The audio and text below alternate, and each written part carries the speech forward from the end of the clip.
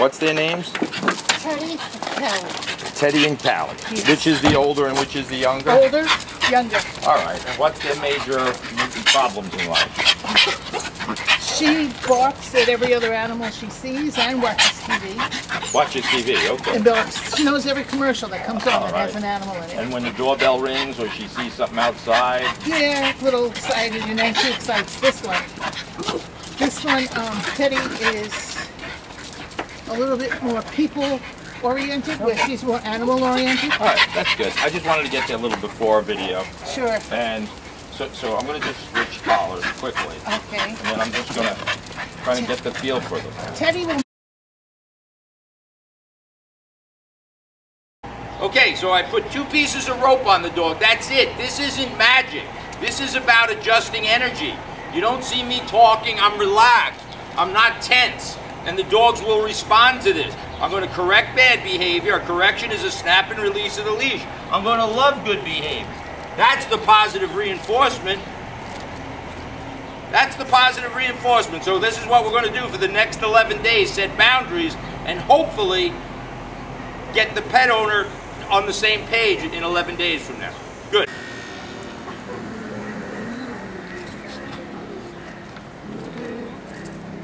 Oh, baby cakes. Look at my hands. Good boy. That's really calm. What is? This. As far I know. As, no, as far as what she does. I when she know. sees another dog. I know. We're just filming, so I didn't have to correct this dog. And this is, again, with a piece of rope. Good doggy. Good doggy.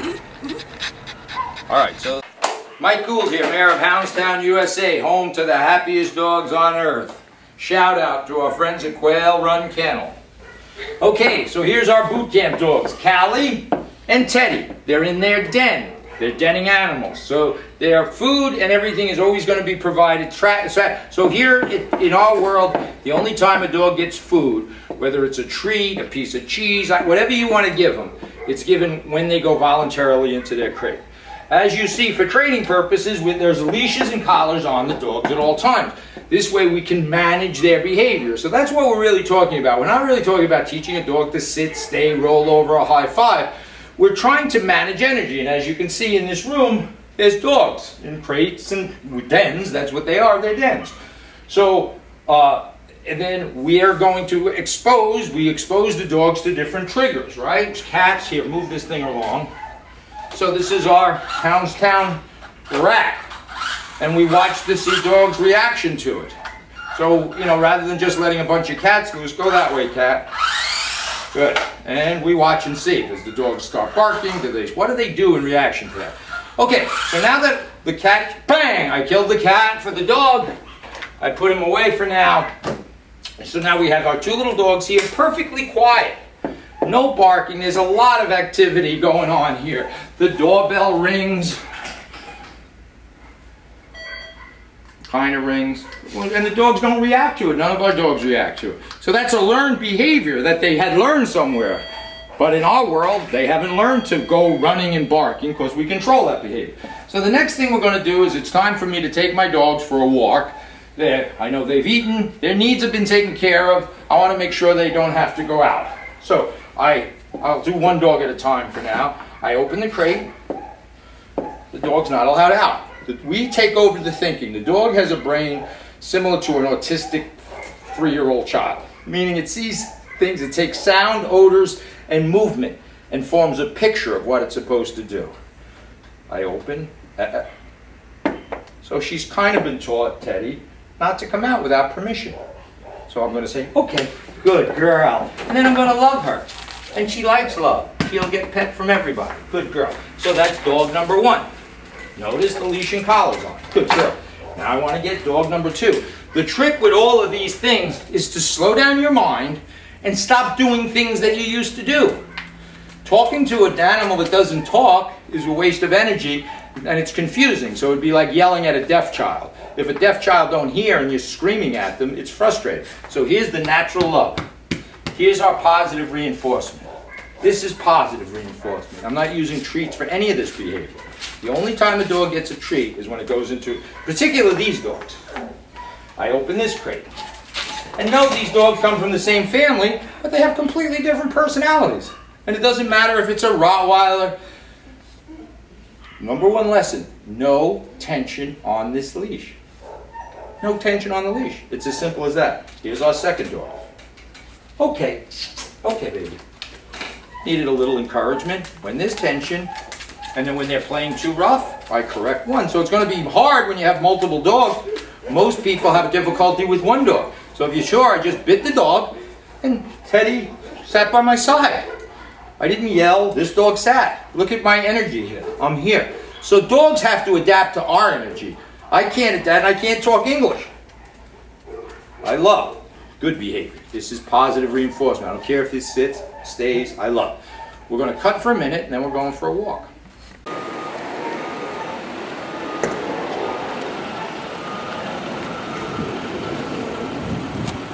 Dog's on my left. I can't tell them to be on the left. That's the position in the pack we want them. Consistently, no energy.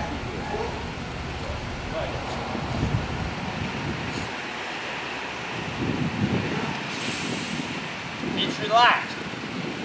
No tension.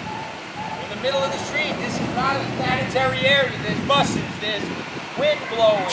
They're relaxed. We're going to bring out another dog. Watch their reaction to that. Cut. Gotta pull up my pants.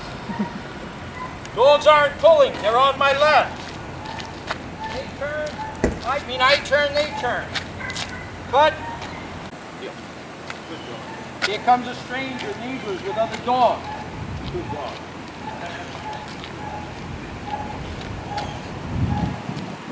No, a little chirp, little correct. Come back. Good dog. Good dog. This isn't easy. I got two dogs. You stop and ask her to sit there anywhere. Just playing around here.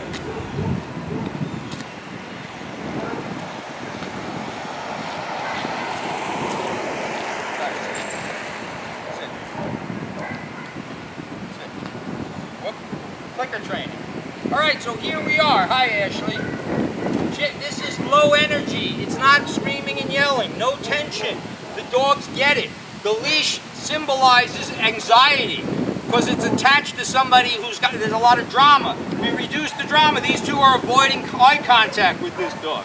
And she's avoiding eye contact. She's taking care of this dog. I'm taking care of these dogs. There's no talk. Why? Dogs don't talk. We correct bad behavior with a correction. It's a snap and release. It's not a pinch collar. It's not an electric collar. It's a cloth nylon collar. It doesn't shrink. It doesn't stretch. It's easy. Oh crap, they ran away. So now what's happening is the dogs are on free time. They no longer have the responsibility of being in the pack. So now they can sniff, pee, and poop. What they can't do is bark, fight with one another, and pull on this leash. They don't completely have this. This has been 10 days of modifying their behavior. So they have to understand, this is the time. See how they're sniffing the ground, and they're peeing, and they're doing whatever. So everything is about balancing energy. It's not about training dogs. It's primarily teaching humans with a very complicated, sophisticated mind full of guilt, jealousy, all these emotions, and communicating with a dog that has a very simple mind, but extrasensory perception, so to speak. It smells things you don't smell. It hears things you don't hear. It sees things in kind of a black and white, smoky vision. So I'm told. I don't know. So all I know is this is not theoretical. I'm doing it. Let's cut and we'll get our squirrel involved in this little raccoon. Here's my dog. What am I going to do if they chase it? I'm going to snap and release. Particularly this one. Most of this one no longer cares about. I got a disabled squirrel. Get him back up. We go to great lengths to try to duplicate. That's it. So the dogs are on free time. Free time is given by a release command. They can do everything but pull. They can't chase that squirrel. They can't go by get their squeaky toy quick. Cut. Just go there.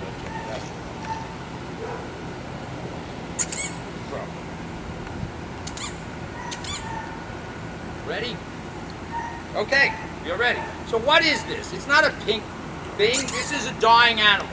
It squeaks. That's why dogs like it. It squeaks. How many people say, oh, he takes the squeaker out of it? That's because he eviscerated a dead animal. Yes, your cute little dog likes to kill little animals and take their guts out.